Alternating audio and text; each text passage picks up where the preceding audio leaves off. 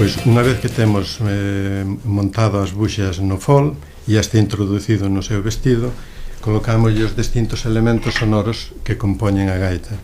Este é o ronco, que emite a nota tónica do punteiro, 2 octavas baixas, co seu pallón.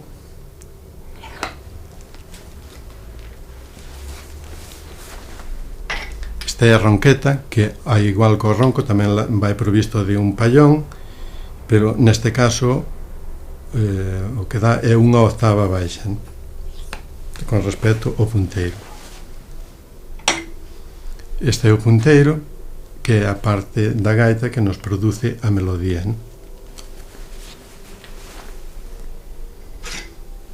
O soplete, que a súa válvula,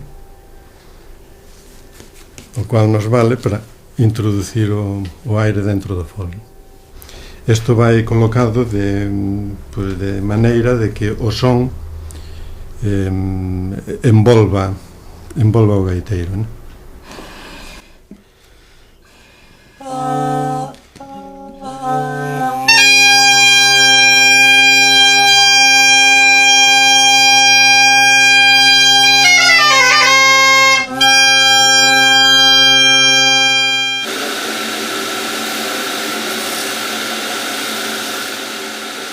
Cada peza dunha gaita seivane é sometida a diferentes controis de calidade.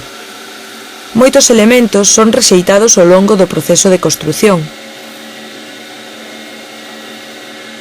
Porén, logo de ensamblar todos os compoñentes, o instrumento debe permanecer varios días na sala de afinación, durante os cales é sometido a diversas probas de eficiencia e estabilidade sonoras.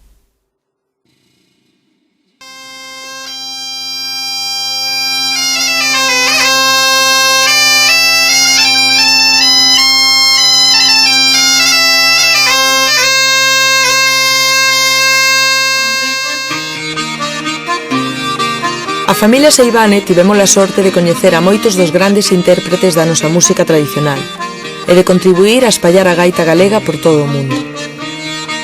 Cos nosos gaiteiros sempre houbo un continuo intercambio de ideas e experiencia. Algúns mesmo lle dedicaron composicións ao meu avó Xosé Manuel, como mostra de gratitude polo seu labor en prol da música galega.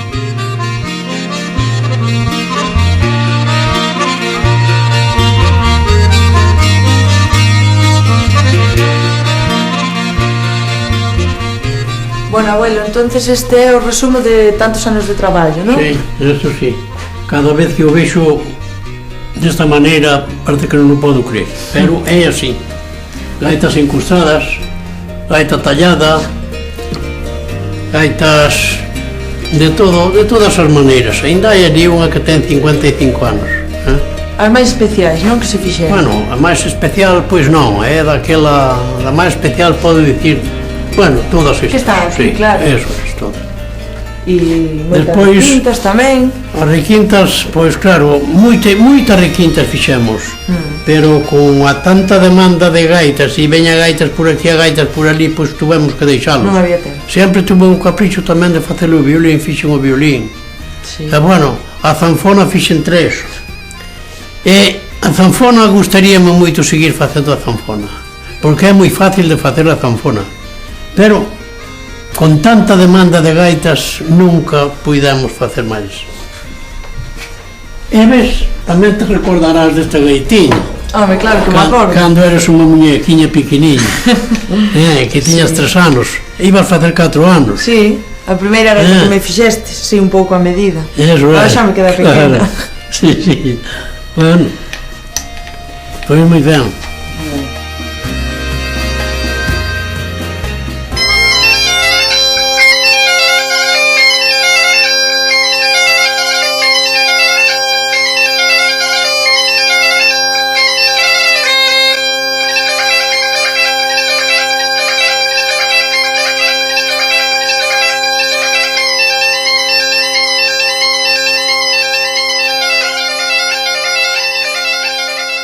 Crecendo a carón do obradoiro familiar, tamén eu sucumbín ao feitizo da gaita. Comecei a tocala con 3 anos, os 4 tiven a primeira actuación, e os 10 a primeira xira de concertos por Galicia. Logo duns anos de traballo no Obradoiro, acabou por impoñerse a miña fonda vocación como intérprete, coincidindo co auxe da nosa música tradicional. Agora son a membra máis internacional da familia, pero só represento a última escala dunha longa viaxe. A viaxe de toda unha vida ao servicio da música galega, baixo o selo dun apelido familiar.